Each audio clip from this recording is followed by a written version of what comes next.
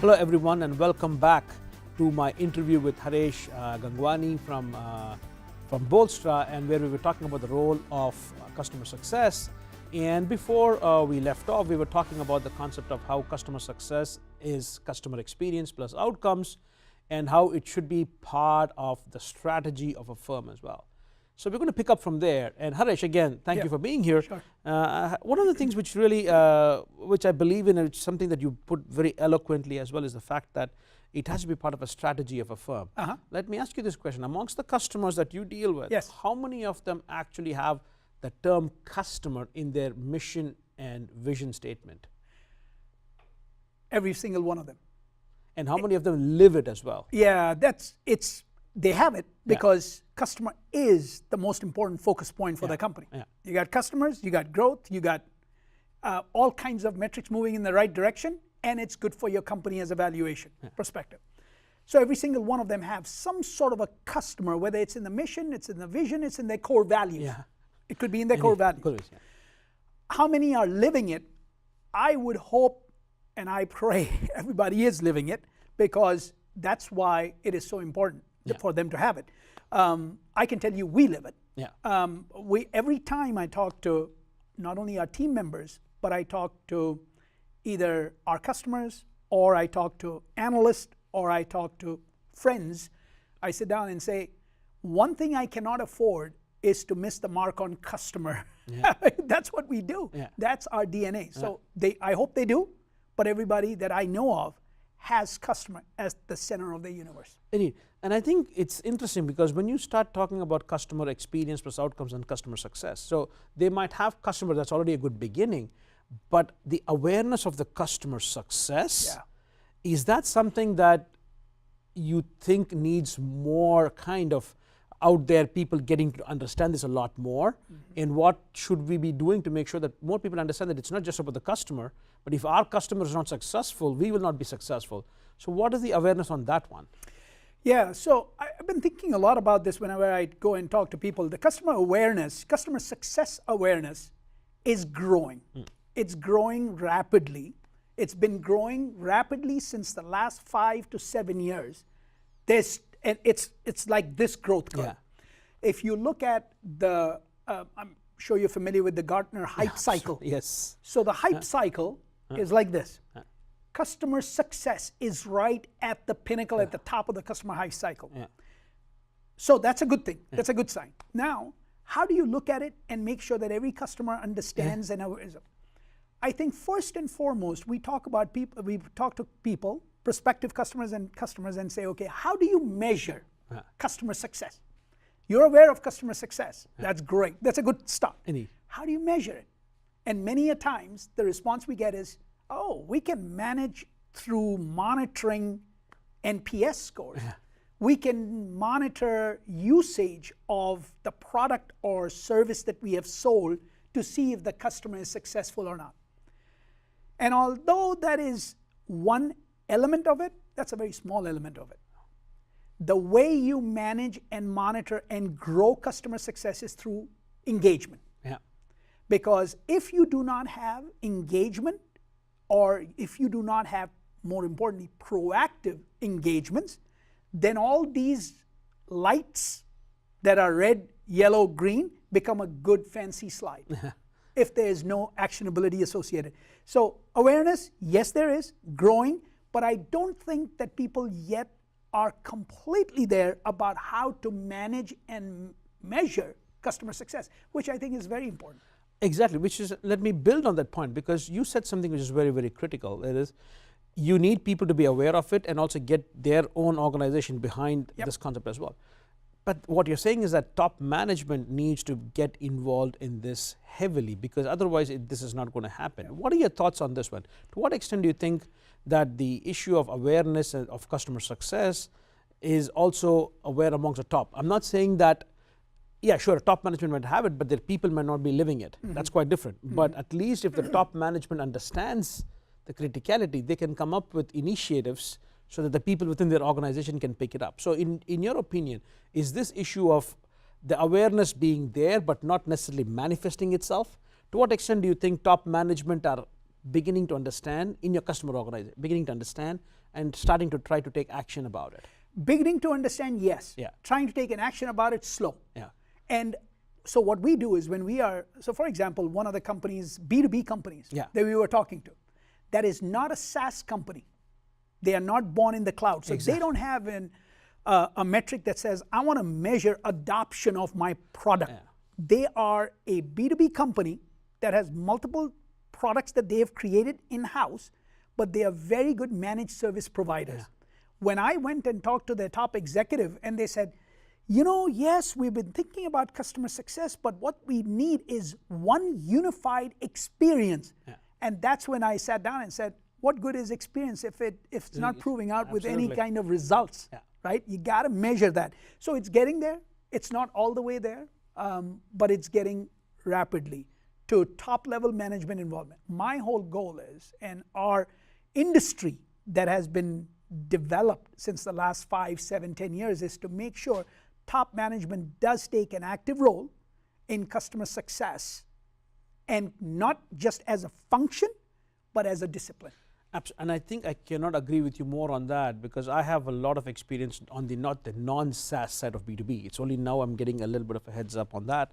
But I have a lot of experience in working with companies in the B2B space with this. And for them, if you start talking CRM, it took them forever to understand the importance of CRM. Then it was CRM was a tool. Yeah. And then realizing, it has to be a philosophy or a strategy about how we try to take care of our customers. Then trying to understand that it's not just one individual to maintain the relationship, but it's across silos. Yes. And I see there are a lot of similarities between that and what's going to happen in terms of customer success. And one of the things we found out, especially from my research about understanding CRM and how, if done well, it can lead to a lot of outcomes, was the fact that there's a lot of change management involved. So essentially, yes, I'm aware of it, but now I need to understand that everybody in my team also understands this, and we go together to help our customers. To what extent is change management critical? That, let's say you got the top management buy-in, and top management buy-in also need to understand, I guess, is it's not a short-term fix. It could be that you have to be in it for the long haul. To what extent do you think change management is critical when you have to look at these kind of new initiatives like customer success? Because not only should you be delivering outcomes, you should also be delivering pleasurable experiences as well. It is critical. It is important. I mean, you and I were having a conversation before we started this, coordination and cooperation. Yeah. Coordination is when you know that these functions are getting one knows when to start, one knows when to finish, the other knows where to start, that's coordination. But if you don't have cooperation, then it's going to be stuck in one place. Absolutely. Right? Yeah. So the change management is around 3 aspects. All 3 that you've heard of before. Yeah. People, process, technology. Absolutely. So number 1, people. So you got to have cooperation and coordination. Yeah. That's change management. Yeah. You have to get through that hurdle, right? Because we are very used to doing things with our focus in the department that we are in. Yeah. No longer. No. Customer is not a department's customer, it's the company's customer. So you got to have that one unified experience, right? So people, there's a change management. Number 2, in the process. The process should be created with best practices that string along smoothly throughout. So coordination of the process is extremely important. A seamless experience. Seamless experience, right? Yeah. So if I in the billing department of accounting am not getting a phone call back from a customer on a quarterly invoice that I've sent, I should know that's because my CSMs are still onboarding the customer. Absolutely. So they are waiting for that metric to be achieved. That coordination needs to exist. Yeah. So that's the process part. Then it's the technology. So the change management is around the technology, because people are used to, I'll tell you, I've gone to companies where I've seen wall of sticky notes that they move from left to right to create their tasks. Yeah. Well, you know what happens in that? If you're late, if a sticky note falls, if it's put wrong, and if there's lack of technology. So technology is another big part of the change management. It can be, I love it. So essentially in the past, what I've been naively saying is there are 2 things you need to be taking into account when you're looking at change management. That is, one is, what is in it for the people who are going through this change? Yep. Which now I'm going to put it in terms of your people and your process, right? Which is, okay, is the process going to benefit them eventually? And the people, what are they going to get from this? The technology and the process part could also be the other, which is what is in it for me? And the second thing is, how easy is it for me to go through this change? So the technology is, how is it easy for me to adapt according to this technology and change the way I behave? So I've naively been saying, what is in it for me and how easy is it for me to change? Which now I can now say, well, you can link the reasoning behind that into your people, process, and technology. So the people need to know what is in it for them.